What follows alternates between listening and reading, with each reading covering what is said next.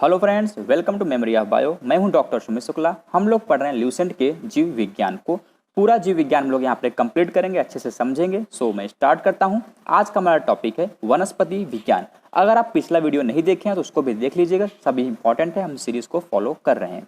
तो वनस्पति विज्ञान मतलब होता है, सबसे पहली बात तो पेड़ पौधे के अध्ययन को वनस्पति विज्ञान कहा जाता है। अब इनका क्लासिफिकेशन एक्लर नाम के साइंटिस्ट ने किया था। एक्लर नाम के साइंटिस्ट ने किया था पादपों का वर्गीकरण, उनको डिफरेंट ग्रुप में रखा जिससे कि उनके पढ़ने में आसानी हो। तो हम लोग उसको देखते हैं। पादप जगत को दो भाग में मुख्यतः डिवाइड किया गया था, जो पौधे पुष्प देते हैं और जो पौधे नहीं देते हैं। जिन पौधों में पुष्प का निर्माण होता है उसको पुष्पोद्भिद वर्ग कहा जाता है, और जिसमें पुष्प नहीं होता है उसको अपुष्पोद्भिद वर्ग कहा जाता है। मतलब पुष्प का निर्माण हो और न हो, इस बिहाफ पे दो टाइप के हो गए। अब जो पुष्प का निर्माण इसमें नहीं होता है उनको भी तीन भाग में बांटा गया, Thallophyta, bryophyta, pteridophyta. Thallophyta, bryophyta, pteridophyta. और थैलोफाइटा के अंदर भी तीन आते हैं, शैवाल, कवक और जीवाणु। हम उनका अध्ययन करेंगे, शैवाल, कवक और जीवाणु। फिर बात करते हैं जो पुष्प देते हैं, उनको भी दो भाग में बांटा गया, एक तो नग्न बीजी और एक आवृत बीजी। मतलब आवृत बीजी भी दो तरह के होते हैं, एक बीजी पत्री और द्विबीज पत्री। मतलब जैसे कि मान लीजिए आप चना लेते हैं, चना को जब तोड़ते हैं तो दो अलग अलग पार्ट निकलते हैं, वह द्विबीज पत्री हो गई। और कोई ऐसा जैसे गेहूं हो गया, वो एक बीज पत्री हो गया। तो इस टाइप में डिवाइड किया गया। हम लोग सबको एक्सप्लेनेशन अभी अच्छे से पढ़ेंगे। सो सबसे पहले पढ़ते हैं हम लोग जो पुष्प नहीं देते हैं। तो इस वर्ग के पौधों में पुष्प तथा बीज नहीं होते हैं, इन्हें निम्न समूह में बांटा गया है। सबसे पहला थैलोफाइटा। थैलोफाइटा वनस्पति जगत का सबसे बड़ा समूह है। इसमें सुकाय होता है, मतलब पूरा शरीर नहीं होता है। मतलब ऐसा नहीं कि पत्ती अलग है, जड़ अलग है, तना, ऐसा कुछ नहीं होता है। सुकाय रूप में इनका शरीर होता है, सुकाय का फॉर्मेशन होता है। इसमें संवहन ऊतक भी नहीं पाया जाता है। थैलोफाइटा में संवहन ऊतक नहीं पाया जाता है, मतलब वाटर ट्रांसपोर्ट का सिस्टम नहीं पाया जाता है, क्योंकि हाइट भी वैसे बहुत कम होती है, जरूरत भी नहीं होती उसका। अब बात करें हम लोग शैवाल की, तो शैवाल के पढ़ाई को बोलते हैं फाइकोलॉजी। शैवाल के पढ़ाई को बोलते हैं फाइकोलॉजी। थोड़ा शैवाल डेवलप होता है, लेकिन इसमें भी पूरे शरीर, मतलब ऐसा नहीं होता है कि पौधे के जड़, तना, पत्ती पाया जाए। इसमें भी सुकाय सदृश होता है, सुकाय सदृश होता है। हाँ, इसमें सुकाय सदृश प्रेजेंट होता है। यह आत्मपोषी होते हैं, मतलब अपना खाना खुद बनाते हैं। पर्णहरित युक्त पाया जाता है, हरे होते हैं, खाना खुद बनाएंगे तो हरा तो होगा ही, तो ये पर्णहरित युक्त होते हैं। और ये सब चीज़ों के सिंपल कैरेक्टरिस्टिक हो गई। आई होप आपको समझ में आ रहा होगा। यह हो गया शैवाल के बारे में। उसके बाद हम बात करते हैं, कुछ शैवाल ऐसे होते हैं जो हमें दिनचर्या में उनका इस्तेमाल करते हैं, जैसे भोजन के रूप में। आपको ये याद करना है, भोजन के रूप में हम लोग पोरफायरा, पोरफायरा भी बोल सकते हैं, फोरफायरा भी बोल सकते हैं। फोरफायरा, अलम्बा, सरगासन, लेमिनेरिया, नॉस्टेक आदि का इस्तेमाल करते हैं भोजन के रूप में। सभी एग्जाम्पल्स नहीं याद करने हैं, जो इंपॉर्टेंट हैं, जो आपके एग्जाम में आ चुके हैं वो आप याद कर लीजिए। देखिए, ल्यूसेंट बुक सभी एग्जाम के प्रिपरेशन के लिए होता है, लेकिन क्वेश्चन सब एग्जाम में सेम नहीं आते हैं। तो वह आपके लेवल पे, आप कौन सा एग्जाम की तैयारी कर रहे हैं उस तरह से आप एग्जाम्पल्स को याद कीजिएगा। आयोडीन बनाने के लिए लेमिनेरिया, फ्यूकस और एक्लोनिया आदि, ये सभी क्या हैं, ये सभी शैवाल के रूप में ही आते हैं, लेकिन इनके काम के बिहाफ पे इनको अलग अलग रखा गया है। आयोडीन कौन कौन बनाते हैं, तो लेमिनेरिया, फ्यूकस और एक्लोनिया। खाद के रूप में नॉस्टेक, एनाबेना और केल्प का इस्तेमाल किया जाता है। अगर आप इनको धान के खेत में डालते हैं तो पैदावार काफ़ी बढ़ जाती है इन शैवाल के उपस्थित होने से। फिर औषधि बनाने के लिए क्लोरेला से क्लोरीन। देखिए, जरूरी नहीं सब इसमें, जैसे जो बता रहा हूँ मैं, लाभदायक शैवाल। फिर बात करते हैं औषधि बनाने के लिए क्लोरेला से क्लोरेलिन नामक प्रतिजैविक एवं लेमिनेरिया से टिंचर आयोडीन बनाई जाती है। इनका मतलब औषधि के रूप में भी इस्तेमाल होता है। अनुसंधान कार्यों के लिए क्लोरेला, एसीटेबुलिरियम एंड बेलोनिया दोनों यूज किए जाते हैं। रिसर्च मतलब क्लोरेला, जैसे आप अंतरिक्ष पर जाइए तो वहाँ पे आप फूड के लिए इनका यूज कर सकते हैं, तो इसीलिए इसका अनुसंधान कार्यों में भी यूज किया जाता है। क्लोरेला नामक शैवाल के अंतरिक्ष यान, लिखा भी है यहाँ पर कि क्लोरेला नामक शैवाल को अंतरिक्ष यान के कैबिन के होज में उगाकर अंतरिक्ष यात्री को प्रोटीन युक्त भोजन, जल और ऑक्सीजन प्राप्त हो सकता है। यह कुछ उसके शैवाल के लाभदायक प्रयोग हो गए। उसके बाद हम लोग समझते हैं फंगी, कवक के बारे में। कवक के पढ़ाई को कवक विज्ञान या माइकोलॉजी बोला जाता है।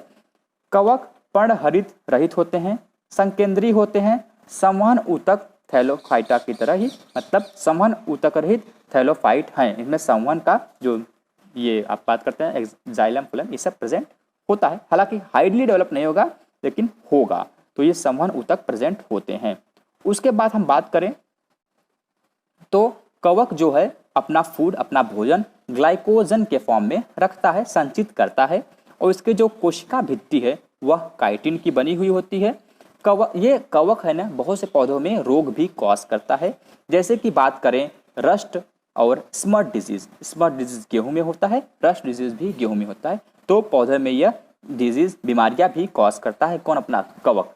तो पौधों में कवक के द्वारा होने वाले प्रमुख रोग निम्न हैं, जैसे कि सरसों का सफेद रस्ट, सरसों पे सफेद सफेद आपको रस्ट दिखाई दे तो वह भी कवक द्वारा होता है, या गेहूं में ढीला स्मट, वह भी कवक के द्वारा ही होता है। गेहूं का किड्डू रोग मतलब रस्ट ऑफ व्हीट, वो भी कवक द्वारा होता है।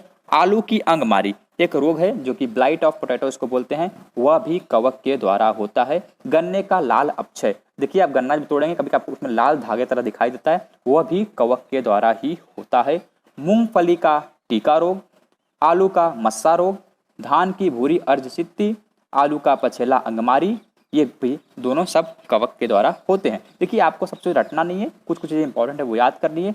हालांकि जैसा दिखा गया सब कवक के द्वारा होते हैं, लेकिन इसमें कुछ कुछ मेन जैसे आलू, ये सफ़ेद वाइट रस्ट हो गया, ये सब स्मट डिजीज, ये सब आपको याद होने चाहिए। आप लोग याद कर लीजिएगा, इंपॉर्टेंट है ये। अगर नहीं याद होता है तो आप कमेंट सेक्शन में लिखिए, मैं इसका भी ट्रिक अपलोड कर दूंगा। तो कुछ रोग जैसे दमा हो गया, वो एस्परजिलस फ्यूमिगेटस से होता है। दमा रोग एस्परजिलस फ्यूमिगेटस से होता है। एथलीट फुट डिजीज, यह भी कवक से, जिसको टीनिया पेडिस मतलब जैसे पैर के दोनों उंगली के बीच में जो सड़न टाइप का होता है उसको बोलते हैं एथलीट फुट डिजीज, यह भी एक कवक से होता है, इसका नाम है टीनिया पेडिस। कवक के अलग अलग नाम भी होते हैं, अलग अलग एग्जाम्पल, मतलब कवक एक ग्रुप है उसके अंदर बहुत से आते हैं। खाज एक्रेस स्केबिस से होता है। गंजा पर टीनिया कैपिटिस से होता है। दाद टाइकोफाइटन लेस्कोएसस से होता है। ये सब चीज़ें आपको याद करने एग्जाम्पल, आप इसको समझ लीजिएगा एक बार। फिर हम बात करते हैं जीवाणु के बारे में, अर्थात बैक्टीरिया के बारे में। तो इसकी खोज 1683 ईस्वी में हॉलैंड के एंटोनी वॉन लीeuwenhoek ने किया था। एंटोनी वॉन लीeuwenhoek ने किया था। जीवाणु विज्ञान का पिता इन्हें कहा जाता है, लीeuwenhoek को। और उसके बाद एहरनबर्ग नाम के साइंटिस्ट ने 1829 ईस्वी में इसका जीवाणु नाम दिया। खोज तो एंटोनी वॉन लीeuwenhoek ने किया था, रेन वाटर में और पस सेल में किया था, लेकिन इसका नाम एहरनबर्ग ने दिया था, जिसको जीवाणु बोला जाता है, जीवाणु नाम उन्होंने दिया था। फिर रॉबर्ट कोच की बात करें तो रॉबर्ट कोच ने कॉलरा तथा तद्पेदिक के जीवाणुओं की खोज की थी, मतलब जो बीमारी कॉलरा होती है उसमें जो कौन से जीवाणु पाए जाते हैं इसकी खोज उन्होंने किया था, और इस रोग का जन्म सिद्धांत बताया था कि जन्म से होते हैं। ये सब चीज़ें हो गई कुछ साइंटिस्ट के बारे में। फिर आता है पाश्चराइजेशन। पाश्चराइजेशन मतलब होता है दूध को सड़ने से, मतलब दूध को खराब होने से बचाना। वो गर्म करके बचा सकते हैं, ठंडा करके भी बचा सकते हैं, हम लोग देखेंगे उसको। फिर लुईस पाश्चर ने रेबीज का टीका और दूध के पाश्चराइजेशन दो चीज़ की खोज की थी। रेबीज का टीका हम जानते हैं, कुत्ते काटे में जो इंजेक्शन लगता है, रेबीज का टीका लुईस पाश्चर ने खोज किया था, और दूध के पाश्चराइजेशन की खोज इन्होंने की थी। उसके बारे में हम लोग अभी पढ़ेंगे। ये जीवाणुओं के अंतर्गत आता है। मतलब तो जीवाणुओं के आकृति के हिसाब से इन्हें 3 भाग में बांटा गया था। छड़ाकार आकृति, जिसको बैसिलस बोलते हैं, जो छड़ की तरह दिखाई देता है, यह छड़नुमा बेलनाकार होता है। फिर एक गोलाकार होता है, मतलब जीवाणु गोला भी हो सकते हैं, छड़ के आकार के भी हो सकते हैं, कॉमा की तरह भी हो सकते हैं। तो इसलिए 3 तरह के डिवाइड हुआ, छड़ाकार, गोलाकार और कॉमा शेप। गोलाकार, ये गोलाकार एवं सबसे छोटा जीवाणु होते हैं, और जो कॉमा शेप है उसका एग्जाम्पल विब्रियो है। ये अंग्रेजी के चिन्ह कॉमा के आकार के होते हैं। Example Vibrio cholerae. फिर हम बात करते हैं, ये सर्पिलाकार भी हो सकते हैं, जिसको स्पाइरुलम बोलते हैं। तो 4 तरह के मिल्ली पाए जाते हैं, 4 तरह के जीवाणु पाए जाते हैं। स्पाइरुलम जो कि स्प्रिंग या स्क्रू के आकार के होते हैं। तो आई होप आपको जीवाणु के समझ में आ गया। जीवाणु की आकृति के हिसाब से इन्हें बांटा गया था, 4 भागों में बांटा गया है।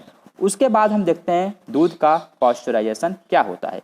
दूध को खराब होने से बचाने के लिए अगर आप एकदम टेम्परेचर कम कर दीजिए, उसमें भी बैक्टीरिया जीवाणु सर्वाइव नहीं कर पाते हैं, वो मर जाता है, तो दूध खराब नहीं होता है। मतलब आप अगर दूध को 62 डिग्री सेल्सियस पर 30 मिनट तक गर्म करते हैं, देखिए गर्म करेंगे तब भी मरेगा, ठंडा करेंगे तब भी मरेगा। इसमें दिया गया है 2 मेथड, एक तो लो टेम्परेचर होल्डिंग मेथड, एक high temperature short time method. मतलब आप ज़्यादा टेम्परेचर रखिए, कम टाइम में पकाइए, या तो कम टेम्परेचर में रखिए लेकिन ज़्यादा टाइम तक। अब कम मतलब मैं जो बोला बर्फ़ वाला, वैसे में तो वो अलग प्रोसेस है। लेकिन यहाँ पास्चुरेशन की बात कर रहे हैं तो यहाँ पर लो टेम्परेचर में, जैसे लो टेम्परेचर मतलब 62 डिग्री, एकदम लो नहीं, 62 डिग्री पर पका रहे हैं वो भी 30 मिनट तक, तब भी दूध खराब नहीं होगा। और अगर हम इसी को हाई टेम्परेचर मतलब 70 या पार उसके 15 सेकंड तक ही करते हैं तब भी दूध खराब नहीं होगा। ये दो मेथड होते हैं दूध के पास्चुरीकरण को या पास्चुराइजेशन की विधि होते हैं दो। उसके बाद हम लोग पढ़ते हैं एनाबेना नॉस्टेक के बारे में। ये भी एक जीवाणु है। यह क्या करता है, धान के साथ पाया जाता है, जो धान के पैदावार में वृद्धि करता है, क्योंकि यह नाइट्रोजन को फिक्स करता है। नाइट्रोजन फिक्स मतलब नाइट्रोजन गैस के फॉर्म है, तो नाइट्रोजन को प्लांट से नाइट्रोजन लेने को, प्लांट कैसे नाइट्रोजन पाएगा उसमें हेल्प करता है कौन, एनाबेना नॉस्टेक। क्या लिखा है, एनाबेना नॉस्टेक नामक साइनोबैक्टीरिया वायुमंडल के नाइट्रोजन का स्थिरीकरण कहते हैं, मतलब वायुमंडल से नाइट्रोजन लेकर के प्लांट को देते हैं। ये इनका काम होता है जो कि धान के पैदावार को बढ़ा देते हैं। फिर बात करते हैं राइजोबियम तथा ब्रेडीराइजोबियम। जो राइजोबियम, ब्रेडीराइजोबियम, इनका भी कुछ यही काम होता है। इत्यादि जीवाणु की जातियाँ लेग्यूमिनस मतलब जो लेग्यूम मतलब दाने वाले, जैसे दाल, ये सब चीज़ें मटर कुल के पौधे की जड़ों में रहती हैं और वायुमंडलीय नाइट्रोजन को स्थिरीकरण करती हैं। तो एनाबेना भी है, नॉस्टेक भी है, ये धान के साथ रहते हैं। और राइजोबियम, ब्रेडीराइजोबियम यह मटर कुल के पौधों के साथ रहते हैं, मतलब लेगुमिनस फैमिली के साथ रहते हैं। तो उसके बाद हम बात करते हैं एजोटोबैक्टर के बारे में।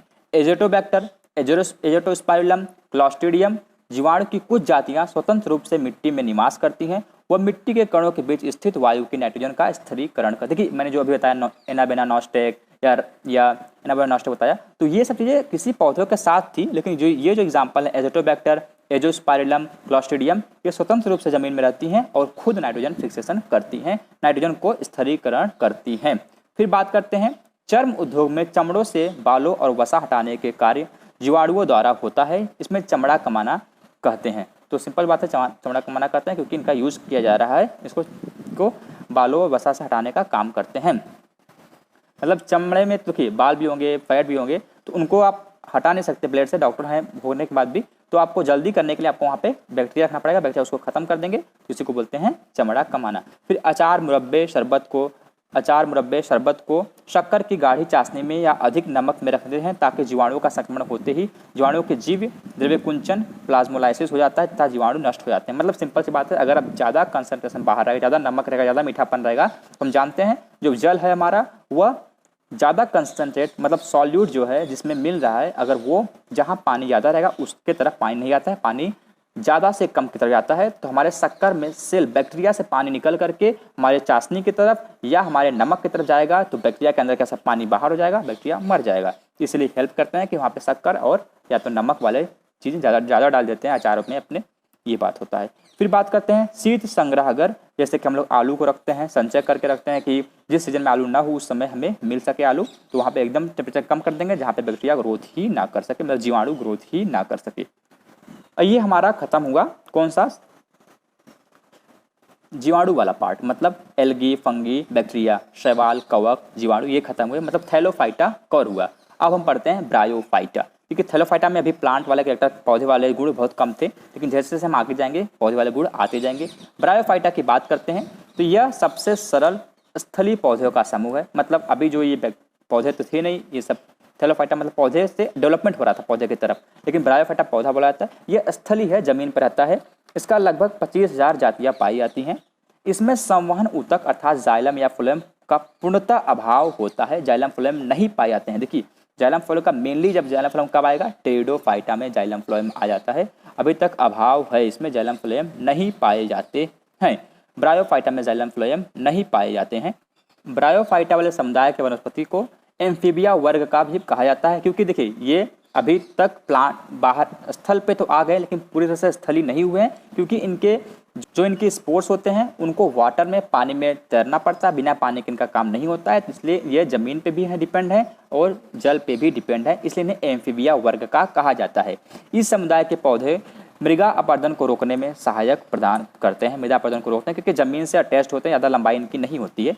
स्फेगमनम एक पौधा है जो बहुत ज़्यादा वाटर एब्सॉर्ब करता है, इसका यूज़ हम ट्रांसफर में भी करते हैं। स्फेगमनम नामक मांस अपने स्वयं के भार से 18 गुना अधिक पानी सोखने की क्षमता रखता है, इसलिए माली इसका उपयोग पौधों को एक स्थान से दूसरे स्थान पर ले जाते समय सूखने से बचाने के लिए करते हैं।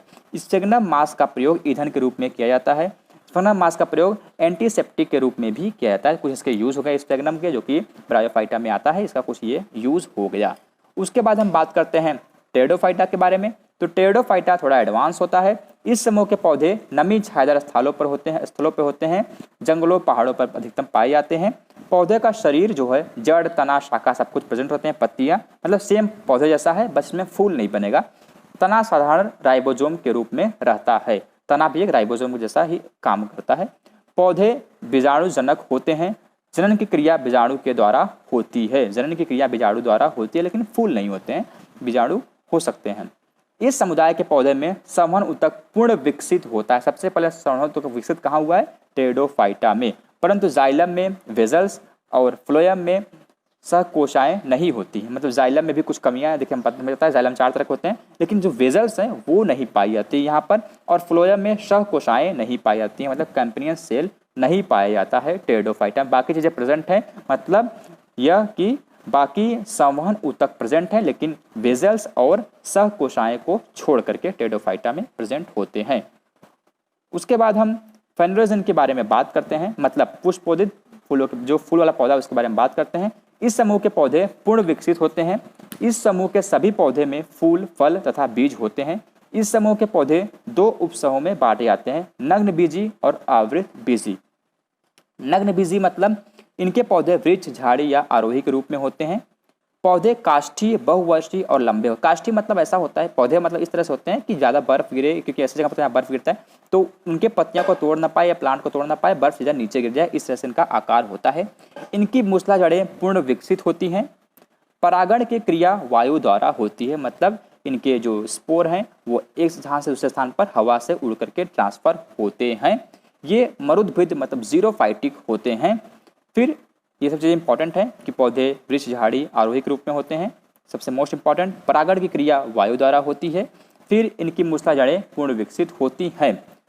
वनस्पति जगत का सबसे ऊंचा पौधा सिकोय सेमविरेंस है। ये आपको याद करना है, सिकोया सेमपरविरेंस वनस्पति जगत का सबसे बड़ा पौधा है, सिकोया सेमपरविरेंस, जो कि इस जगह बिलोंग करता है, मतलब आपके नग्न बीजी में बिलोंग करता है। वह नग्न बीजी है। कौन सा? सिकोया सेमपरविरेंस, जो सबसे बड़ा वनस्पति जगत का पौधा है। फिर इसकी ऊंचाई होती है 120 मीटर। इसे कोस्ट रेडवुड ऑफ कैलिफोर्निया कहा जाता है। यह कोस्ट रेडवुड ऑफ कैलिफोर्निया नाम से भी फेमस है। कौन? सिकोया सेमपरविरेंस।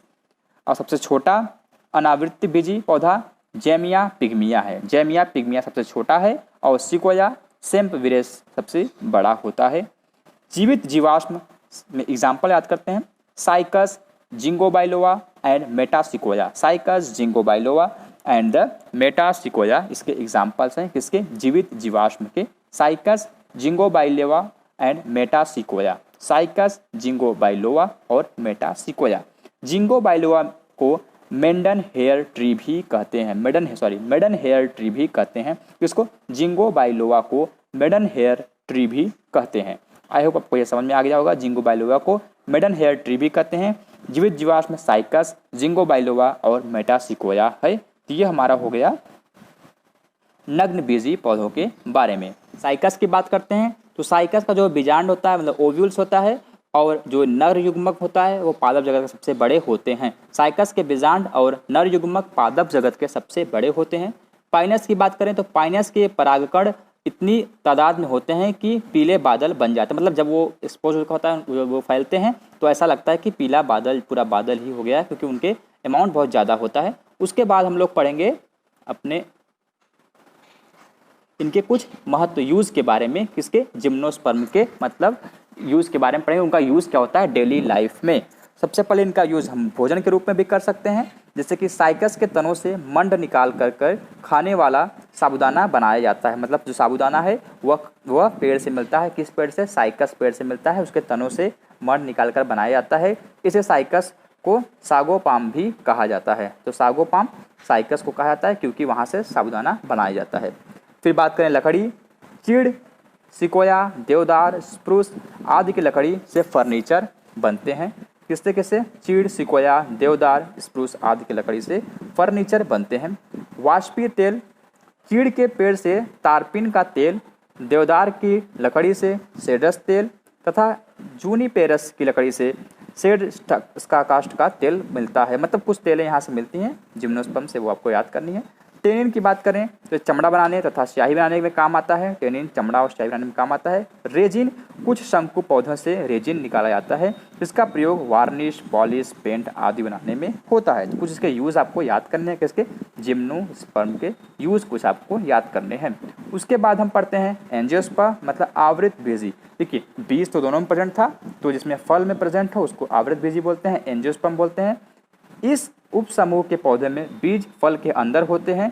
इनके पौधे में जड़, पत्ती, फूल, फल एवं बीज सभी पूर्ण विकसित होते हैं। सबसे लास्ट है, सबसे डेवलप है, उसके ऊपर कोई है ही नहीं, पूर्ण डेवलप होते हैं, इसमें पूर्ण विकसित होते हैं। इस उप समूह के पौधों में बीज पत्र होते हैं।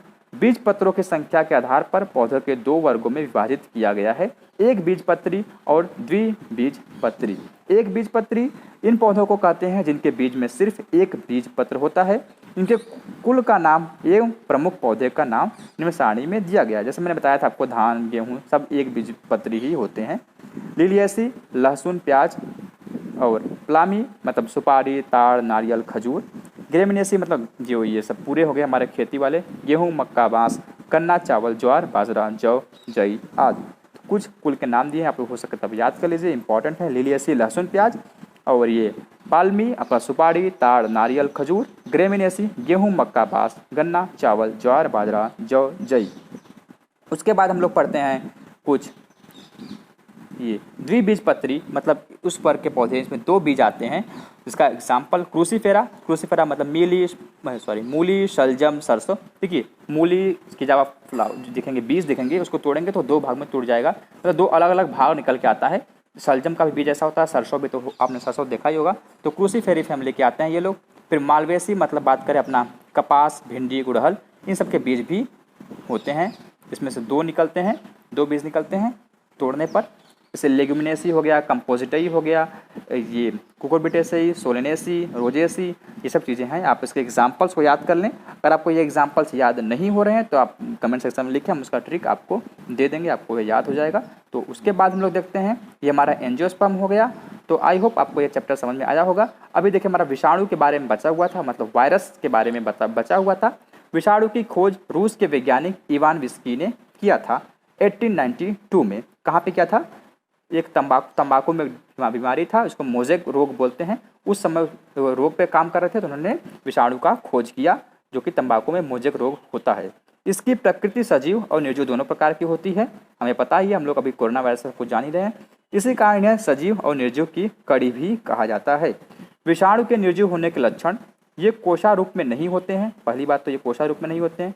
दूसरी बात, इनको क्रिस्टल बनाकर निर्जीव पदार्थ की भांति बोतलों में भरकर वर्षों तक रखा जा सकता है। मतलब बाहर निकल गए, बॉडी से, होस्ट से बाहर निकल गए तो वो मर गए, और लेकिन बॉडी में जाते ही फिर से सजीव हो जाते हैं। मतलब निर्जीव सजीव दोनों होते हैं, इसलिए निर्जीव भी बोला जा सकता है। और इन्हें सजीव क्यों बोलते हैं? क्योंकि इनके अंदर न्यूक्लिक एसिड होता है। न्यूक्लिक एसिड होता है, इसलिए सजीव है। ये किसी जीवित कोशिकाओं में पहुँचते ही यह सक्रिय हो जाते हैं और एंजाइमों का संश्लेषण करने लगते हैं। इनसे एंजाइम बनते हैं, एंजाइम तो सजीव से ही बनता है। तो ये सब चीज़ें उनके लक्षण हो गए कि ये सजीव भी है और निर्जीव भी है।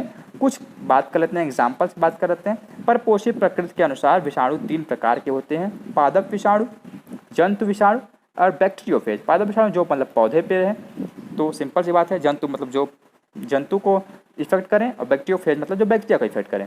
तो जो पादप विषाणु होते हैं वह उनमें आरएनए प्रेजेंट होता है, जंतु वाले होते हैं तो डीएनए प्रेजेंट होता है, और कभी कभी आरएनए भी हो सकता है। ये कोई श्योर सीरीज नहीं है, लेकिन एक कॉमन बात है कि पादप में आरएनए, पादप वाले जो विषाणु हैं उनमें आरएनए, जंतु वाले विषाणु में डीएनए, और बैक्टीरियोफेज वाले विषाणु में डीएनए पाया जाता है। बैक्टीरियोफेज में ये केवल जीवाणु आश्रित रहते हैं, ये जीवाणुओं को मार डालते हैं। इनमें डीएनए पाया जाता है, जैसे T2 फेज।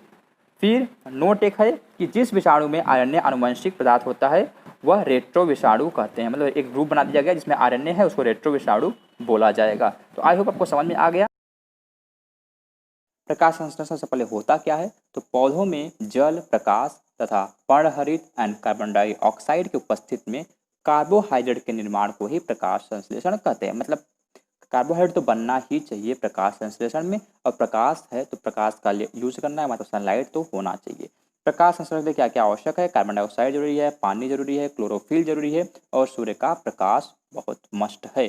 फिर बात करते हैं जो स्थलीय पौधे होते हैं, देखिए कार्बन डाइऑक्साइड तो वायुमंडल से ले लेते हैं, लेकिन जो पौधे जलीय होते हैं वो कार्बन डाइऑक्साइड जल में घुले हुए गैसों से लेते हैं। जैसे कार्बन डाइऑक्साइड जल में घुला भी रहता है तो वहां से वो लोग ले लेते हैं। बात करें कि पत्ती की कोशिकाओं में जल शिरा से परासरण द्वारा होता है एवं CO2 वायुमंडल से विसरण द्वारा जाता है। कैसे इंटेक करेंगे वो बताया जा रहा है कि कोशिकाओं में जो जल होता है वह परासरण से होता है, अंदर जाता है, लेकिन CO2 जो होता है वायुमंडल से विसरण से जाता है, क्योंकि जल ही परासरण शो करता है, CO2 तो नहीं कर पाएगा क्योंकि वह गैस है, लिक्विड ही करते हैं परासरण शो। उसके बाद हम बात करते हैं प्रकाश संश्लेषण के लिए आवश्यक जल पौधों की जड़ों द्वारा अवशोषित किया जाता है। जो पानी चाहिए हमें प्रकाश संश्लेषण के लिए वह कहाँ से मिलेगा? जड़ से, हम लोग जमीन से लेते हैं पौधे, लेकिन जो हमें और इनका जो देखिए पानी से ही बाद में टूट कर ऑक्सीजन बनता है प्रकाश संश्लेषण के प्रोसेस में, तो यह ऑक्सीजन जो है वह अपघटक के रूप में प्राप्त होता है प्रकाश संश्लेषण में। मतलब पौधे से जल को लेते हैं, लेकिन इसी जल से बाद में ऑक्सीजन बन करके बाहर निकलता है। फिर बात करें क्लोरोफिल की पत्तियों में हरे रंग का वर्णक होता है। हमें पता होगा क्लोरोफिल पत्तियों में हरे रंग का वर्णक होता है। इसके 4 घटक होते हैं, इंपॉर्टेंट है, chlorophyll A, chlorophyll B, carotene और जैंथोफिल। देखिए chlorophyll A, chlorophyll B, carotene और जैंथोफिल। जो क्लोरोफिल ए और बी होते हैं वह हरे रंग के होते हैं और यह ऊर्जा के स्थानांतरित करता है, ये ऊर्जा के स्थानांतरित करने में हेल्प करते हैं। यह प्रकाश संश्लेषण का केंद्रक होता है। मतलब सबसे मेन पॉइंट क्लोरोफिल ए, सब कुछ क्लोरोफिल ए के ऊपर ही चलता है। यह एनर्जी को स्थानांतरित भी करते हैं और यह प्रकाश संश्लेषण के केंद्रक होते हैं। एक इंपॉर्टेंट एलिमेंट है, आपको पता होना चाहिए, परमाणु है, कि क्लोरोफिल के केंद्र में मैग्नीशियम प्रेजेंट होता है। मैग्नीशियम नाम का परमाणु प्रेजेंट होता है, आपको याद होना चाहिए। क्या? क्लोरोफिल के केंद्र में मैग्नीशियम नाम का परमाणु प्रेजेंट होता है। उसके बाद हम बात करते हैं कि क्लोरोफिल प्रकाश में बैंगनी, नीला तथा लाल रंग को ग्रहण करता है। डिफरेंट डिफरेंट क्लोरोफिल है, तो ये बैंगनी, नीला और लाल रंग को वो एब्जॉर्ब करते हैं, ग्रहण करते हैं। प्रकाश संश्लेषण की दर लाल रंग के प्रकाश में सबसे अधिक एवं बैंगनी रंग के प्रकाश में सबसे कम होती है। प्रकाश संश्लेषण की दर लाल रंग के प्रकाश, सबसे इंपॉर्टेंट लाइन है ये कि लाल रंग जितना ज़्यादा रहेगा, ऐसा नहीं कि लाल रंग डालिए, मतलब व्हाइट रंग में लाल रंग जितना मिक्स रहता है उसके प्रकाश संश्लेषण की दर ज़्यादा होती है एज कम्पेयर टू बैगनी। बैगनी में सबसे कम होता है। हम जानते हैं हमारा बैगनी या पिनाला या विविग्योर, तो उस सिक्वेंस से फॉलो होता है। सबसे ज़्यादा क्या होता है? लाल रंग में होता है। तो बात करते हैं प्रकाश संश्लेषण की क्रिया एक उपचयन, मतलब प्रकाश संश्लेषण में उपचयन और अपचयन दोनों होती है।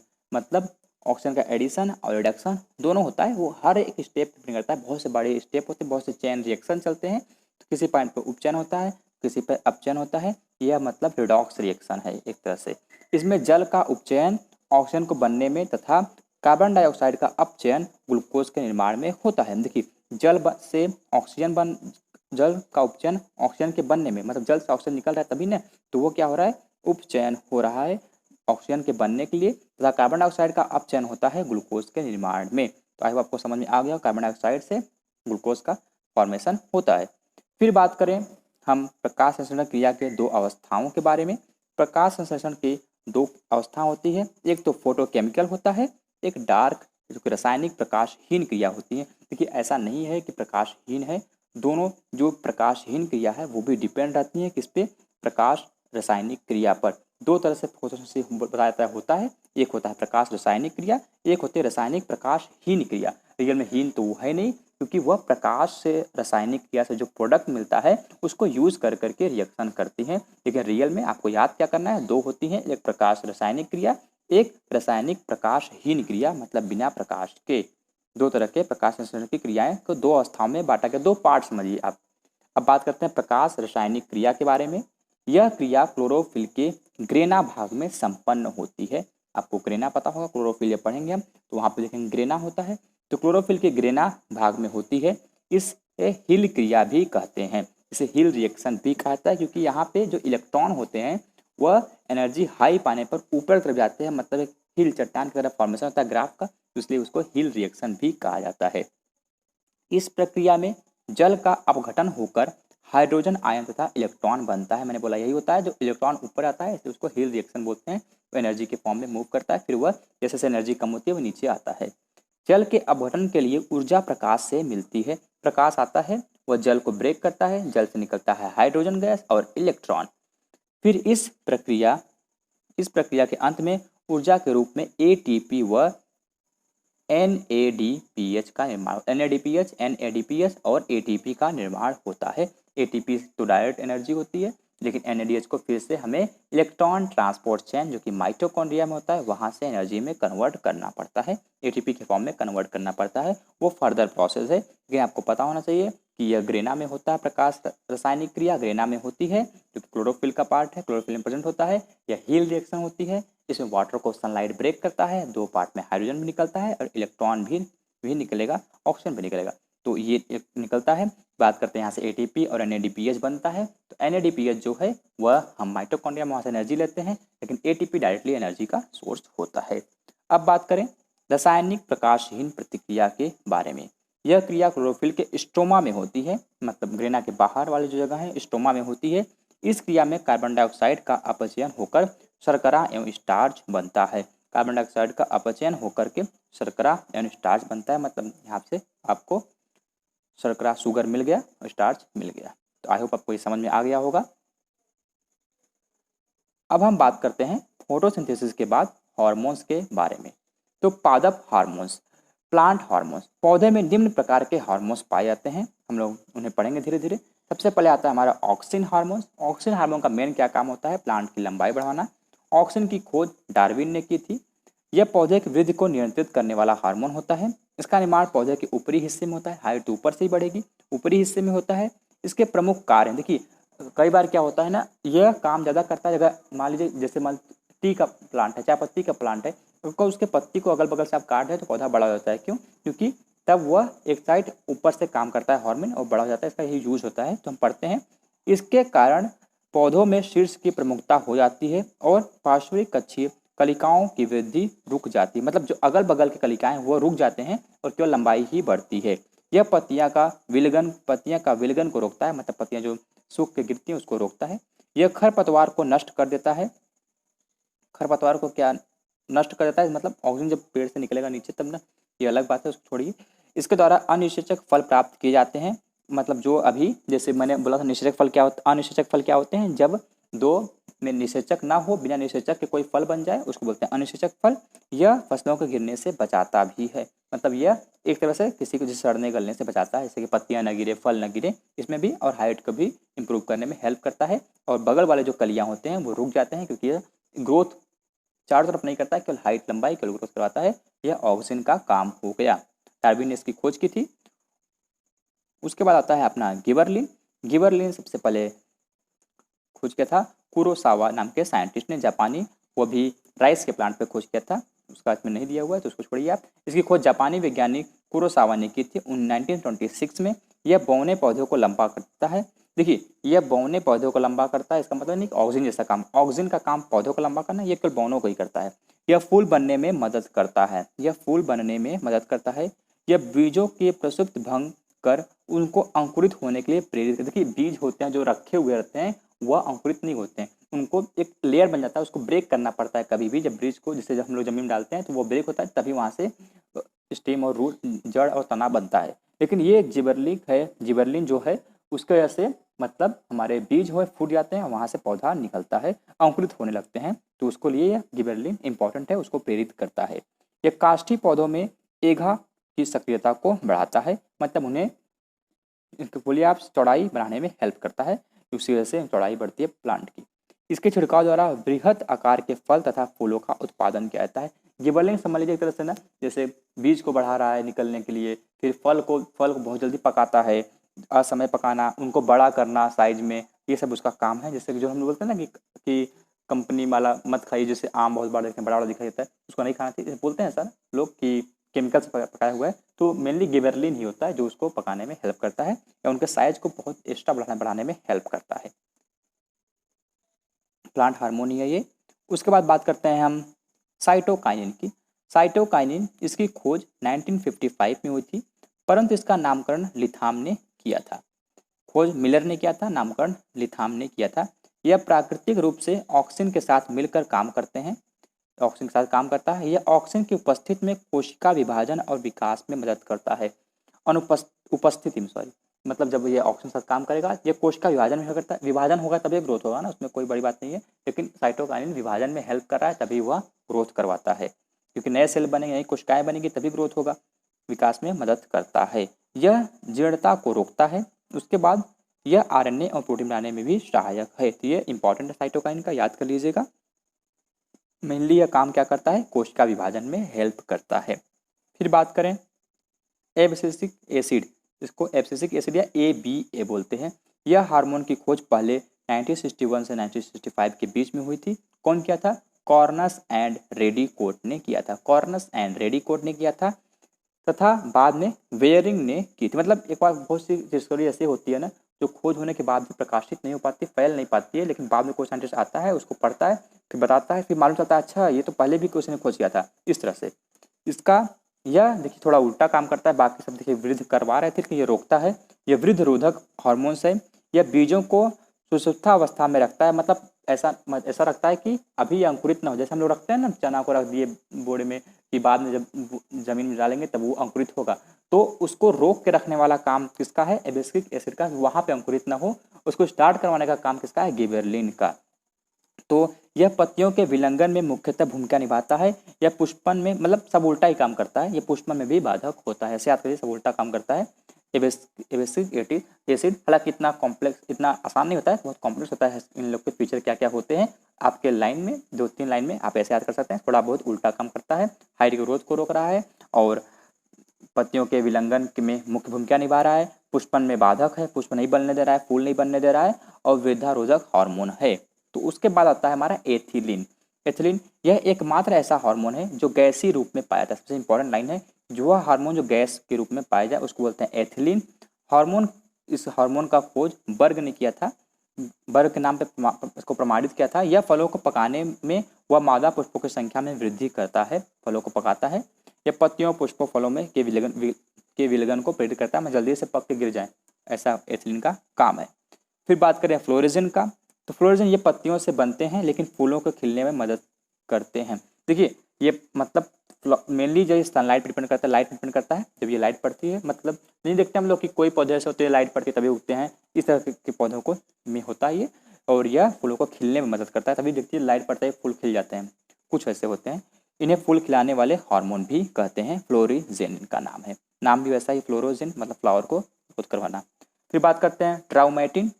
ट्राउमेटिन यह एक प्रकार का डाइकार्बोक्सिलिक अम्ल है, एसिड है, डाइकार्बोक्सिलिक एसिड। इसका निर्माण घायल कोशिकाओं में होता है, जिससे पौधे को जख्म भर जाते हैं। मतलब ये समझिए दवा है जैसे ट्राउमेटिन। फिर ट्रोमा मतलब होता है साइंटिफिक भाषा में कोई प्रॉब्लम या कोई दिक्कत। ट्रोमा, ट्रोमेटिन ट्रोमा मतलब होता है सडन जर्क, शॉक जिसको बोलते हैं, उस तरह का फेस होता है। तो इस तरह से प्लांट में जब ये होता है तो एक एसिड निकलता है, इसका नाम है डाइकार्बोक्सिलिक एसिड, डाइकार्बोक्सिलिक अम्ल भी बोलते हैं इसको। यह घायल कोशिकाओं को ठीक करने में हेल्प करता है। तो यह हमारा हो गया हार्मोन के बारे में। उसके बाद हम लोग कुछ प्लांट के डिजीज के बारे में पढ़ते हैं, कुछ पादप के रोग के बारे में पढ़ते हैं। सबसे पहले विषाणु जनित रोग के बारे में पढ़ेंगे, जो डिजीज वायरस की वजह से होती है। सबसे इंपॉर्टेंट जो वायरस की खोज करवाई थी वही डिजीज तंबाकू का मोजेक रोग। इस रोग में पत्तियां सिकुड़ जाती हैं तथा छोटे हो जाती हैं, पत्तियों का क्लोरोफिल नष्ट हो जाता है। इस रोग का कारक टोबैको मोजेक वायरस ही होता है। नियंत्रण, रोग से प्रभावित पौधे को इकट्ठा करके जला देना चाहिए, मतलब कोई नियंत्रण नहीं है, पौधा ठीक नहीं हो सकता और बाकी में न फैले इसलिए इसे खत्म कर दो।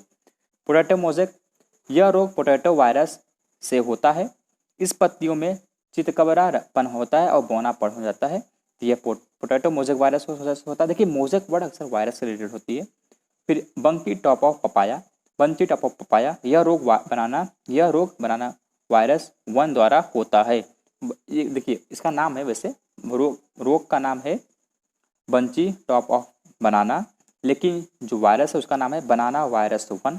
इस रोग में पौधे बौने तथा सभी पत्तियां शिखा, देखिए पूरा नॉर्मल प्लांट रहेगा, ऊपर आते ही सिकुड़ जाएंगी पत्तियां, आपस में मिल जाएंगी, सभी पत्तियां शिखा व गुलाबवत एकत्रित हो जाती हैं। ये होता है बंची टॉप ऑफ पपाया में।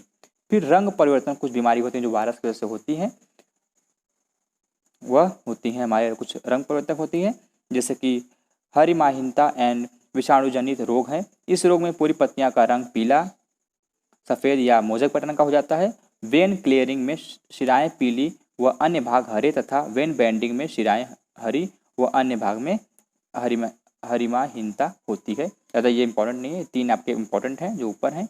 फिर बस ना करिए, कोई बीमारी ऐसी होती है इसमें रंग परिवर्तन हो जाता है, बस हो जाएगा आपका।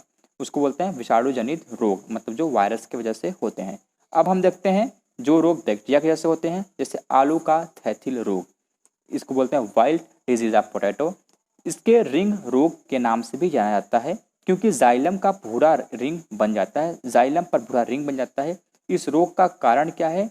इस रोग को स्यूडोमोनास देखिए स्यूडोमोनास एक बैक्टीरिया का जीनस है, और ये सोलेनेसियाई ये हमारा इसलिए देखिए फैमिली जब आप पढ़ेंगे तो आपको समझ में आ जाएगा अच्छे से कि सोलेनेसियाई क्या होता है, स्यूडोमोनास क्या होता है।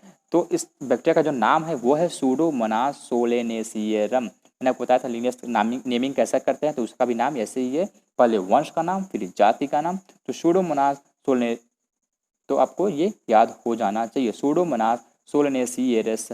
तो ये एग्जाम्पल्स काफ़ी इंपॉर्टेंट हैं। हालांकि इनके इंग्लिश और हिंदी प्रोनाउंसिएशन अलग अलग होते हैं, लेकिन आपको याद होना चाहिए स्यूडोमोनास सोलेनेसियरस में नामक जीवाणु है जो कि आलू का थैथिल रोग कॉज करता है। फिर बात करें black arm of cotton. Black arm of cotton, इस रोग का कारक जेंथोमोनास नामक जीवाणु है। इस रोग में पत्ती पर छोटी सी जलाद संरचना हो जाती है, जिसको बोलते हैं देखिए black arm of the cotton. फिर धान का अंगमारी रोग, जिसको बैक्टीरियल ब्लाइट ऑफ राइस बोलते हैं। यह रोग जेंथोमोनास ओरेजी नामक, देखिए ओरेजी मतलब होता है धान, जहाँ ओरेजी लगे वो धान की बात कर रहा है। फिर जेंथोमोनास ये बैक्टीरिया के बारे में नामक जीवाणु से होता है। इसमें पत्तियां की एक या दोनों सतहों पर पीला हरा स्पॉट दिखाई देता है। यह हो गया धान के अंगमारी रोग जो कि बैक्टीरिया की वजह से होता है। उसके बाद साइट्रस कैंकर की बात करें तो इस रोग का कारक जेंथोमोनास साइट्री है। इसको साइट्री या सिट्री जो बोलना चाहे बोले। जेंथोमोनास सिट्री नामक जीवाणु है। इसकी उत्पत्ति चीन में हुई थी। नींबू की पत्तियां, शाखाएं, फल सभी इस रोग से प्रभावित होते हैं। इसको देखिए साइट्रस मतलब पता ही है क्या होता है, साइट्रस मतलब जो खट्टा पौधे होते हैं, और साइट्रस कैंकर इसको बोला जाता है। फिर गेहूं का टुंडू रोग, टुंडू डिजीज ऑफ व्हीट, इस रोग का कारक कोरिनोबैक्टीरियम टिट्रिकी है नामक जीवाणु है। एंजुइना टिट्रिकी नामक नेमाटोड है। नेमाटोड देखिए आपको पता होगा क्या होता है, जब हम एनिमल के बारे में पढ़ते हैं तो वहाँ पढ़ते हैं नेमाटोड के बारे में। इस रोग में पत्तियां के नीचे का भाग मुरझाकर मुड़ जाता है। तो ये हो गया हमारा गेहूं का टिंडू रोग। तो आई होप आपको यह देखिए, आप इसमें से जो आपको लगे इंपॉर्टेंट, जो आपके देखिए आप पता नहीं कौन से एग्जाम का प्रिपरेशन कर रहे हैं, मैं कॉमन पढ़ा रहा हूँ ल्यूसेंट का जीव विज्ञान। डिपेंड करता है आप जिस एग्जाम का प्रिपरेशन कर रहे हो वहाँ पे क्वेश्चन उस तरह से आते हैं। तो जैसे क्वेश्चन आपके एग्जाम में आते हैं आप उनको मार्क करके हाईलाइट करके उन तरह के एग्जाम्पल्स को याद कीजिए। हमें पता है सभी एग्जाम्पल्स को याद कर पाना पॉसिबल नहीं है आपके लिए, क्योंकि देखिए जो हम लोग जैसे हैं वो शुरू से बायोलॉजी पढ़ते हैं तो हमें सब कुछ याद होता है। लेकिन आप क्या अगर केवल प्रिपरेशन कर रहे हैं तो मान सपोज दैट आप बायोलॉजी नहीं लिए हैं, आप केवल मैथ से पढ़ें तो आपको ये याद होने में डिफिकल्टी होगी, मैं समझता हूँ। तो आप धीरे धीरे याद कीजिए, आपको पूरा हो जाएगा। उसके बाद हम स्टार्ट करते हैं। आई होप आपका ये खत्म हो गया। तो अब देखिए तत्वों के कमी से उत्पन्न कुछ रोग होते हैं, वो भी यहाँ पर दिया हुआ है, आप उसको याद कर लीजिएगा, टिक कर लीजिएगा। जिसमें से जो चीज़ समझना है, अगर किसी के बारे में डिटेल में पढ़ना है तो आप कमेंट सेक्शन में लिखिए, मैं बता दूंगा उसका डिटेल पूरा। फिर बात करते हैं ये वनस्पति शास्त्र से संबंधित कुछ महत्वपूर्ण तथ्य, जो कि ये जीके का टाइप का, उसको रटना ही है, उसमें कुछ वैसा नहीं है। मैं बता देता हूँ आपको। जैसे सबसे बड़ा आवृत वृक्ष कौन सा है? यूकेलिप्टस है। फिर बात करते हैं संसार का सबसे बड़ा वृक्ष कौन सा है? सिकोया है, जो कि नग्न बीज है। मैंने बताया था जिम्नोस्पर्म में भी आपको संसार का सबसे लंबा वृक्ष सिकोया होता है, ये एक नग्न बीजी है। फिर बात करते हैं सबसे छोटा आवृत बीजी पौधा कौन सा है? तो वह होता है लेमा, जो कि जली आवृत बीज है, यह भारत में भी पाया जाता है। सबसे बड़ी पत्ती वाला पौधा विक्टोरिया रिजिया। सबसे बड़ा बीज कोकोडिरमर प्रजाति का। फिर ऐसे बहुत सी जीके वाली चीज़ें आपको रटनी है, इसमें मैं आपकी ज़्यादा हेल्प नहीं कर सकता हूँ क्योंकि इसमें समझाने वाली बात कुछ नहीं है। लेकिन जब भी आपको डाउट हो तो प्लीज़ आप कमेंट सेक्शन में लिखिए, हम आपकी हेल्प के लिए तैयार हैं। हमेशा आपको जिस तरह से हो पाएगा मैं आपको समझाऊंगा, याद करवा दूंगा। फिर इस चीज़ें आपको याद करनी है, आप इसका स्क्रीनशॉट भी ले सकते हैं या आपके पास बुक हो तो आप वहाँ से पढ़ लीजिए। लौंग फूल की कली से प्राप्त होता है। लौंग जो है वो फूल की कली से मिलता है। केसर मसाला बनाने में पौधे का वर्तिकाग्र भाग काम में लाया जाता है। हीरोइन अफीम पोस्ता से प्राप्त होता है। हीरोइन कहाँ से मिलता है? अफीम पोस्ता से प्राप्त होता है। ये सब चीज़ जीके वाली है। तो आई होप आपको ये समझ में आ गया होगा। जो चीज़ें रटनी है आपको रटनी ही पड़ेगी। आप थोड़ा मेहनत कीजिए, आपको याद हो जाएगा। So thanks for watching the video. हम मिलते हैं नेक्स्ट वीडियो में, जहाँ पे हम लोग पढ़ेंगे एनिमल के बारे में, मतलब जंतु के बारे में। ओके बाय, फिर मिलते हैं नेक्स्ट वीडियो में।